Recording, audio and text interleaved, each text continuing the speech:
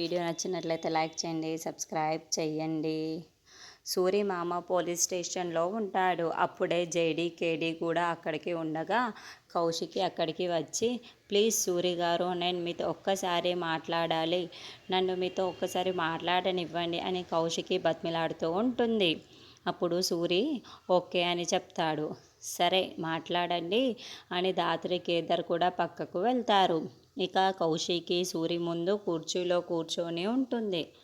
అసలు అక్క సూరి మామతో ఏం మాట్లాడాలని వచ్చింది ఉంటుంది జేడి అని కేదార్ అంటే, అదే నాకు కూడా అర్థం కావటం లేదు కేడి అని దాత్రి అంటుంది.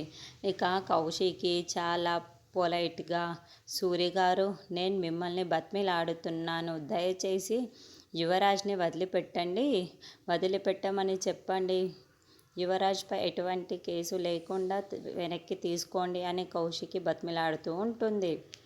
దీనికోసం మీరు ఏం చేయమన్నా చేస్తాను అని కౌశికి అంటుంది.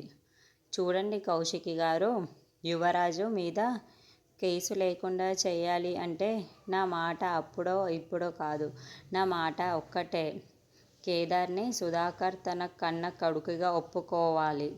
మీరు ప్రపంచానికి కేదార్ సొంత కొడుకు అని, సుధాకర్ సొంత కొడుకు కేదార్ అని ఒప్పుకోవాలి. ఇదే నాకు కావాల్సింది అని సూరిమామ చెప్తాడు. అయితే అలాగే చేస్తాను అని నేను మా బాబాయ్కి ఒప్పిస్తాను అని, కేదార్ తన కొడుకు అని ప్రపంచానికి ముందు తెలిసేలా ఒప్పుకొనేలా చేస్తాను అని కౌశికి అంటుంది. నువ్వు నిజమే చెప్తున్నావా కౌశికి? నేను నీ మాటలు నమ్మి ఇప్పుడు యువరాజ్ మీద ఉన్న కేసులన్నీ వాపస్ తీసుకుంటే మళ్ళీ నువ్వు మాట తప్పితే అని సూరిమామ అంటాడు.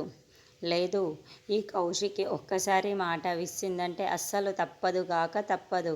కావాలంటే మీ చేతిలో చెయ్యి వేసి ప్రమాణం వేసి చెప్తున్నాను, కేదార్ని కొడుకుగా అంగీకరిస్తాను అని నేను మాటిస్తున్నాను అని కౌశికి సూరిమామ చేతిలో చెయ్యి వేసి మాట ఇస్తూ ఉంటుంది.